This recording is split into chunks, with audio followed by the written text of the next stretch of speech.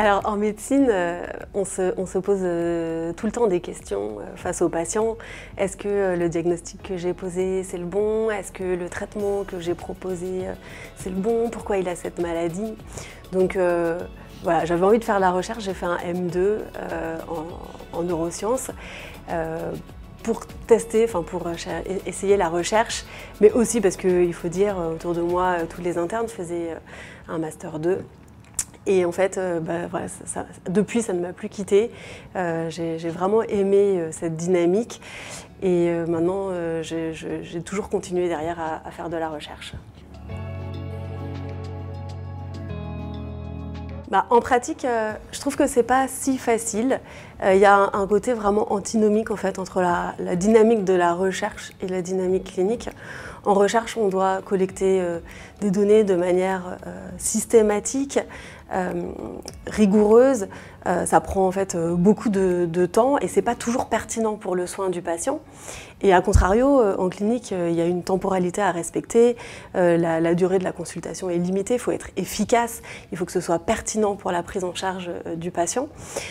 Donc, parfois, c'est difficile et je trouve que le clinicien est frustré quand il fait de la recherche, mais à contrario, le chercheur est aussi frustré quand il est purement dans l'activité clinique. Et d'un autre côté, il y a un côté aussi très complémentaire parce que la clinique, l'observation des patients en fait, nourrit la recherche et les hypothèses de recherche. Et la recherche, bien évidemment, par les résultats qu'elle apporte, nourrit la prise en charge clinique.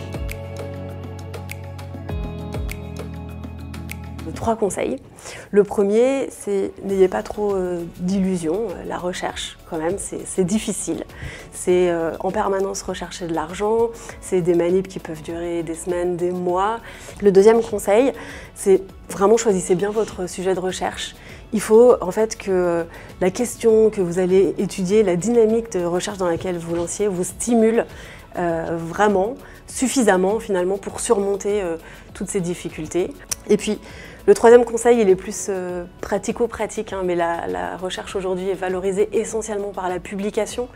Donc pour vos premières classes, pour vos premiers stages, je vous encourage vraiment à rejoindre des équipes qui publient dans des bonnes revues et qui s'engagent à vous accompagner dans ces publications qui vont en fait lancer votre CV de chercheur. Pour finir sur une touche positive, la recherche, c'est aussi extrêmement stimulant.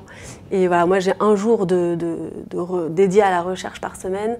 C'est le jeudi et cette journée me nourrit pour toute la semaine. Donc, n'hésitez pas à vous lancer dans la recherche.